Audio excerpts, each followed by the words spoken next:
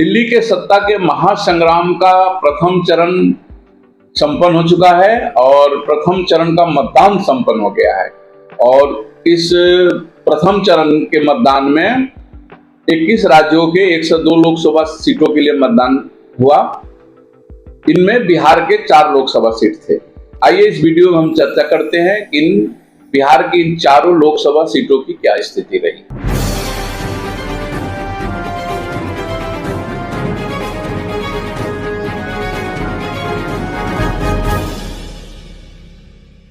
नमस्कार, मैं हूं नवीन सिंह परमार और आप देखना शुरू कर चुके हैं परमार मीडिया का YouTube channel the Siwan dialogue. जी हां, सिवान डायलॉग पर हमारा नियमित कार्यक्रम, चुनाव से संबंधित विशेष कार्यक्रम सत्ता का महासंग्राम। सत्ता के महासंग्राम में आज हम चर्चा करेंगे दिल्ली के सत्ता के महासंग्राम के लिए जो प्रथम चरण 19 अप्रैल शुक्रवार को संपन्न हुए हैं, उनमें बिहार के 4 लोकसभा सीटों पर कौन कौन लड़ाका थे और क्या उनकी स्थिति रही। जैसा कि आप जानते हैं, प्रथम बिहार में कुल 7 चरणों में मतदान होने वाले हैं। उन 7 चरणों में प्रथम चरण में 4 लोकसभा सीट, गया Lok Sabha seat, Aurangabad Lok Sabha seat, Nawada Lok Sabha seat और जमुई लोकसभा सीट के लिए मतदान हुए हैं। इन चारों लोकसभा सीटों पर एनडीए और महागठबंधन का आमने सामने का मुकाबला है। एनडीए की ओर से नवादा लोकसभा सीट और औरंगाबाद लोकसभा सीट पर भारतीय जनता पार्टी के उम्मीदवार हैं। वहीं गया लोकसभा सीट पर हम पार्टी के अध्यक्ष जीतन राम मांझी उम्मीदवार है, जो बिहार के पूर्व मुख्यमंत्री भी रहे हैं। वहीं जमुई सीट पर चिराग पासवान के पार्टी के उम्मीदवार अरुण भारती हैं। उसी प्रकार से महागठबंधन की ओर से इन चारों लोकसभा सीटों पर राजद के उम्मीदवार चुनाव लड़ रहे हैं। इन चारों लोकसभा सीटों के लिए काफी जमकर चुनाव प्रचार हुए और कई महारथियों ने चुनाव प्रचार किया। इन चारों लोकसभा सीटों पर जहां भारत के प्रधानमंत्री नरेंद्र मोदी जी ने जनसभा किया, गया में किया, औरंगाबाद पहले कर चुके थे और फिर उन्होंने जमुई में किया और नवादा में किया। उसी प्रकार से उत्तर प्रदेश के मुख्यमंत्री योगी आदित्यनाथ जी भी इस चारों लोकसभा सीट के लिए चुनाव प्रचार कर चुके हैं।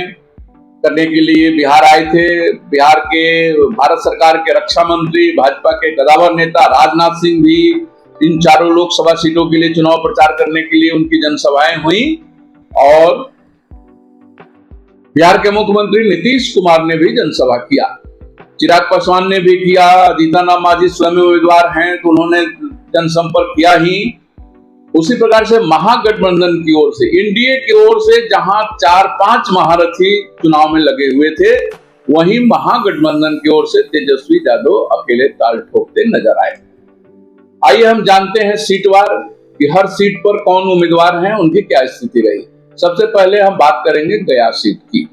गया लोकसभा सीट काफी प्रतिष्ठित सीट है और इस सीट पर बिहार के पूर्व मुख्यमंत्री जीतन राम मांझी एनडीए की ओर से उम्मीदवार हैं। जीतन राम मांझी की अपनी एक पार्टी है, हम उसके ओर से वह लोकसभा का चुनाव लड़ रहे हैं।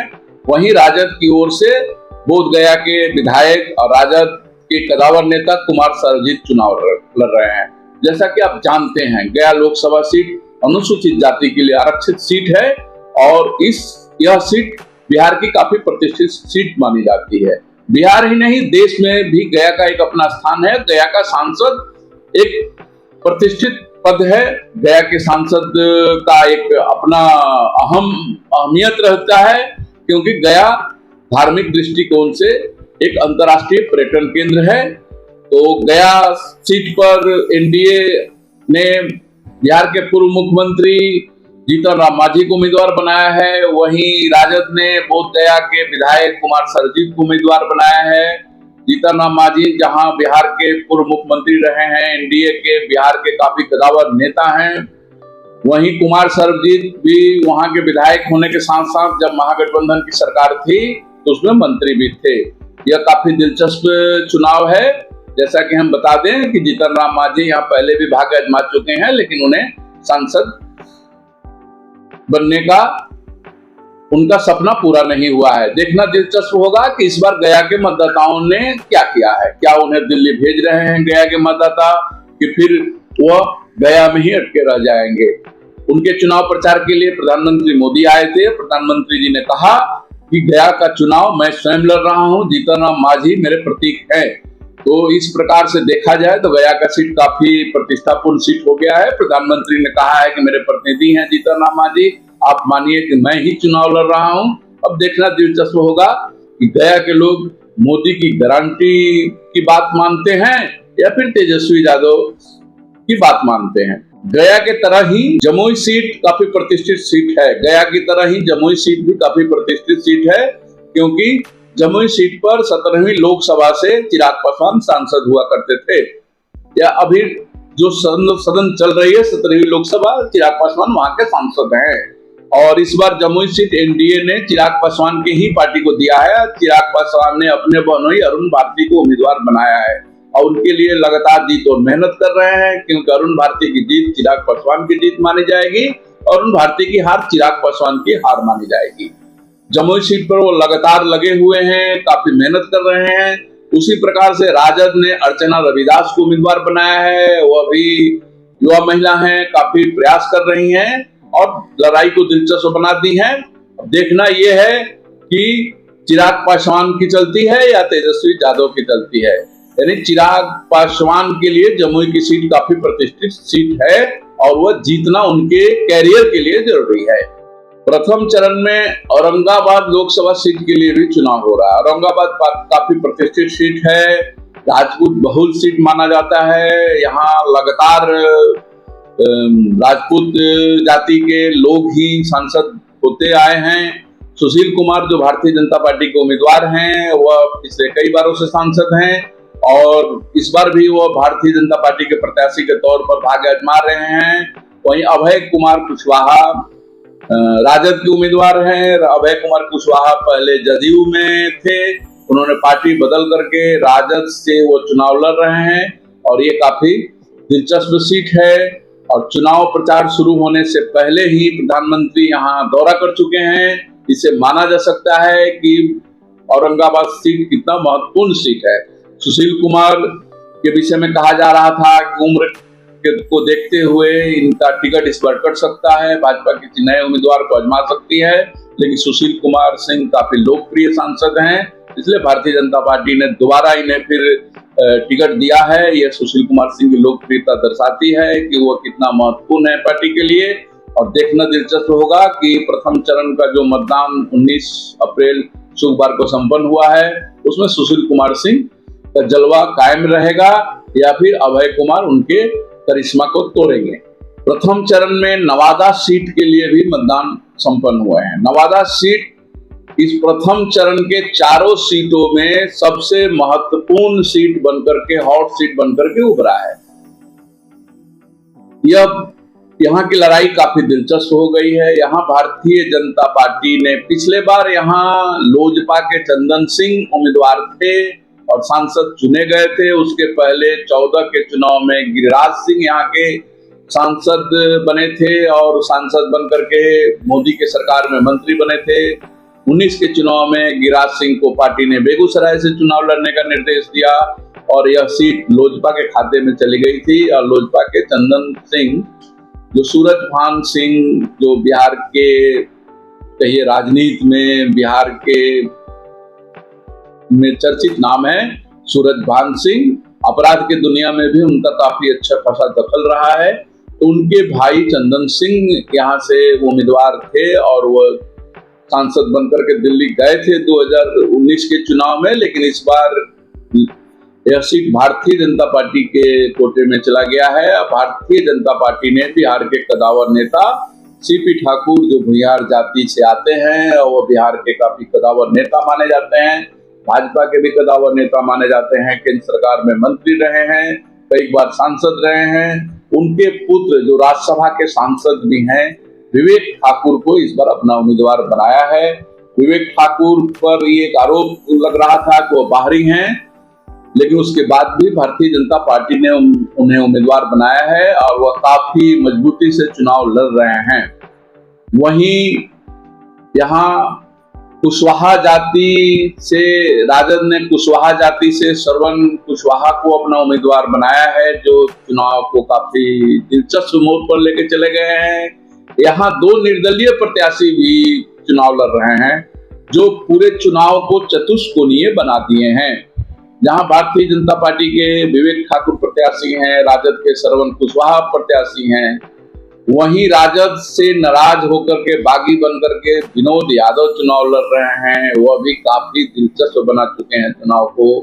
वहीं एक गुंजन सिंह लोक गायक हैं, वह भी चुनाव लड़ रहे हैं और वो भाजपा के बागी माने जा रहे हैं। वो पहले भाजपा में थे, चाहते थे कि भाजपा उन्हें टिकट दे, लेकिन भाजपा ने सीपी ठाकुर के पुत्र विवेक ठाकुर को टिकट दिया और नवादा का यह सीट काफी हॉट सीट हो गया है, काफी दिलचस्प सीट हो गया है। देखना यह है कि भाजपा एनडीए गठबंधन का जो कोर वोटर है, उस कोर वोटर में क्या तेजस्वी यादव सेंधमारी कर पाएंगे कुशवाहा जाति के उम्मीदवार को दे करके, या फिर कुशवाहा जाति का वोट एनडीए का कोर वोट माना जाता है वह विवेक ठाकुर को मिलेगा। इस चुनाव में एक और मोड़, एक कोण बना रहे हैं चर्चित गैंगस्टर कह लीजिए, अपराधी कह लीजिए, माफिया कह लीजिए, अशोक महतो। जी हाँ, अशोक महतो जिन्हें सजा हो गई है और वो जेल से रिहा हुए हैं, वो चुनाव नहीं लड़ सकते हैं। उनकी पत्नी बगल के नवादा के बगल के मुंगेर सीट पर राजद के उम्मीदवार हैं और जैसा कि आप जानते हैं कि चुनाव लड़ने के लिए ही उन्होंने शादी की है और चुनाव घोषणा के बाद उन्होंने शादी की, क्योंकि लालू यादव ने कहा कि आप चुनाव नहीं लड़ सकते हैं, तो आपको अगर चुनाव लड़ना है तो आपको शादी करना पड़ेगा। और आनंद फानन में अशोक महतो ने शादी किया और उनकी नवनवेली दुल्हन को मुंगेर से राजद ने उम्मीदवार बनाया है। नवादा में वो अच्छी खासी दखल रखते हैं और नवादा चुनाव में राजद प्रत्याशी के जीत के लिए जीतोड़ मेहनत कर रहे थे।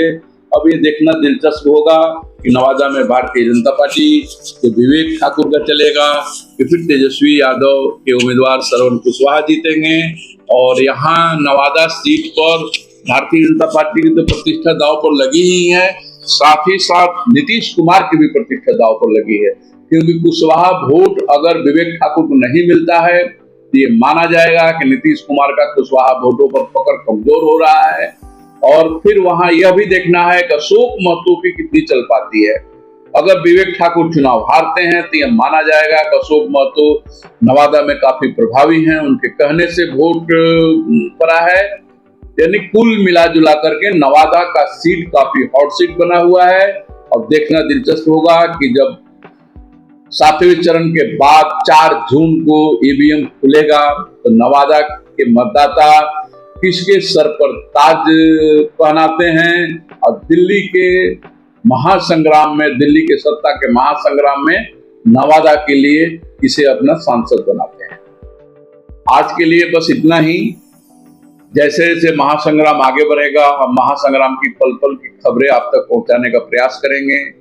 हम सिवान लोकसभा और सारण प्रमंडल के विभिन्न क्षेत्रों का हाल तो आपको बताएंगे ही, साथ ही बिहार के जो महत्वपूर्ण लोकसभा सीट हैं वहां क्या स्थिति है, कौन उम्मीदवार हैं, इस पर भी हम आपके साथ समय समय पर चर्चा करेंगे।